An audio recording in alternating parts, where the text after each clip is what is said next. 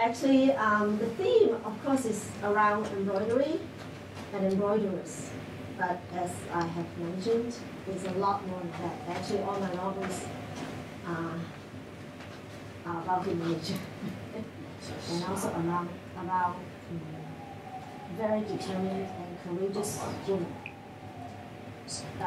struggling against all odds to find happiness, success, and even love. And now I'm living the life that I want to live, but not in the past.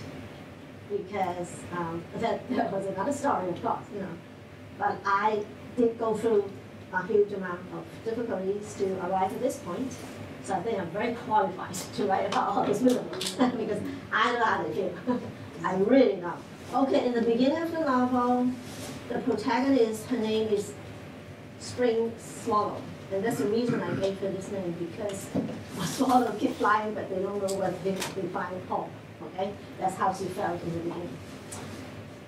And then, the reason she became an embroiderer is also, she didn't choose to be an embroiderer at all. Okay? And as you saw from the book trailer, in Chinese there is a tradition which is a very bad tradition. It's called 指腹为婚. You point to each other's bellies and decide the fate of your children. Okay, let's say I have a girlfriend, we are about the same age, we are pregnant at the same time, and we point to each other's belly. Okay, if you give birth to a boy and I give birth to a girl, they will be husband and wife when they grow up. So there's no freedom of love, not at all. It's all arranged. Everything is arranged. Sometimes it works out actually, but most of the time they don't work out. Okay, so this 指腹為婚 point to the belly.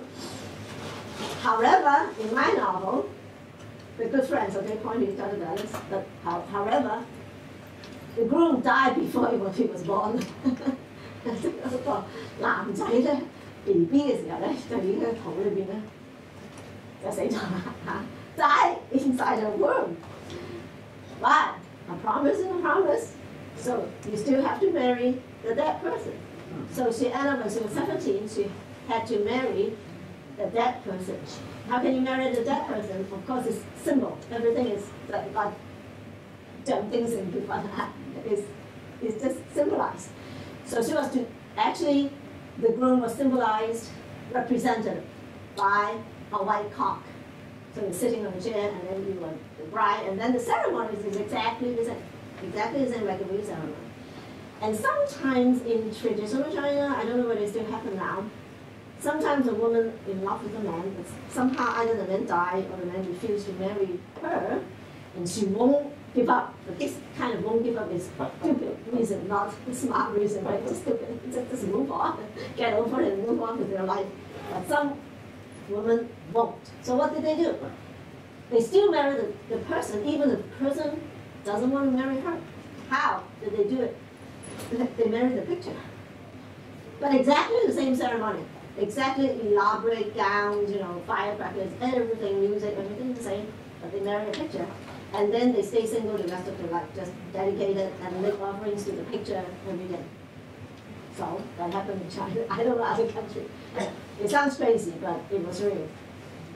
So she was forced to marry this ghost, the baby ghost. I mean, yeah, the ghost of a baby. So, and she was raised by a very mean aunt. And then the mean aunt labeled her as a bad luck woman. With bad luck, you bring bad luck. And you're never going to find a husband because no one wants you. Because you already, in Chinese, is hakfu, right? You already killed your first husband even before he was born. Because Chinese always blame the woman, right? You already killed your bad feng shui, you killed that baby even before he was born. So no man is going to marry you in your whole life. He's going to have a miserable life. So you might as well just marry the ghost, and you will be, how to put it, you will have a roof over your head, and you will be fed by the in-laws. But actually, on the other hand, the in-laws utilize this kind of ghost bride to be their slave for the rest of their life, take care of them till they die. Okay, so no freedom, nothing. So this girl, because of her courage, she escaped during her wedding night, because there's no wedding bed. And the car, it's too hot. And she ran away. Oh, okay. Oh, adventure. After she ran away. And it's just by chance. Everything is by chance. Because, okay, I'm not going into the chance theory, okay? And she took, she climbed onto the top of the train and then a free ride into Suzhou, city of embroidery. And then she arrived very early and she met a young girl, another girl, and the girl noticed her wedding gown. Oh my God, how come she wearing a wedding gown in the early morning? Where's your husband? You'll be in deep trouble. You don't see any husband next to you if you're wearing a wedding gown. And I said, oh my God, looks like the wedding gown was embroidered by us because there's a small community of embroiderers. Okay, so this girl took her back to her teacher, and the teacher is called Auntie Penny. So I'll be brief, I'm not going to bore you with too much details. So Auntie Penny was a former imperial embroiderer. That means she worked in the court, in the palace. When you work in the palace, you're required to be a virgin because then you're not distracted by men or children or whatever. You know, okay, you're required to be a virgin so you can concentrate just on embroidery, and also because your eyesight after a long time might be not doing very well because of those fine words. Okay, so the imperial embroiderer, and she became the lover of the emperor, secret lover. Emperor, of course, he was allowed to ask many concubines, any woman he wants, right? Actually, women want him more than he wanted them. So, but she was able to, to be the empress lover. But one day she received a scarf from the empress, and she found that the scarf actually was the same scarf she embroidered and gave to the husband as a token of love, as a gift. So, can you guess why she got this as a gift from the empress back? She gave it to the emperor as her token of love, their token of love, with her own embroidery. But then the empress gave it back to her as a gift. Can you guess what happened? Can you guess why? If you receive a gift from the empress, like this is not a good sign, especially in traditional China. That means you're going to hang yourself. I'm not going to kill you. You're going to kill yourself. You seduce my husband, you kill yourself. And that's the irony. You're going to kill yourself with the same embroidered scarf you gave to the emperor. So this is, And then I'm not going to bore you with details. Anyway, she escaped. Again, there's a lot of escape.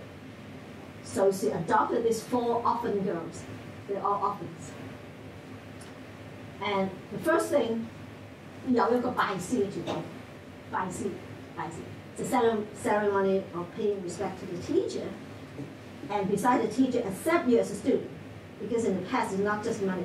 I have to check everything with you, whether you qualify, if you have virtuous, loyal, you will be loyal to me, everything. And then I will accept you as a student. And this is a ceremony called paying respect to the teacher ceremony.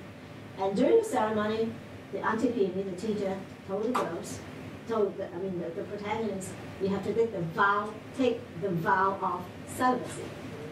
All of my girls have to take the vow of celibacy. And then what happened? Everyone breaks the vow, including the teacher. Right? And this is human nature.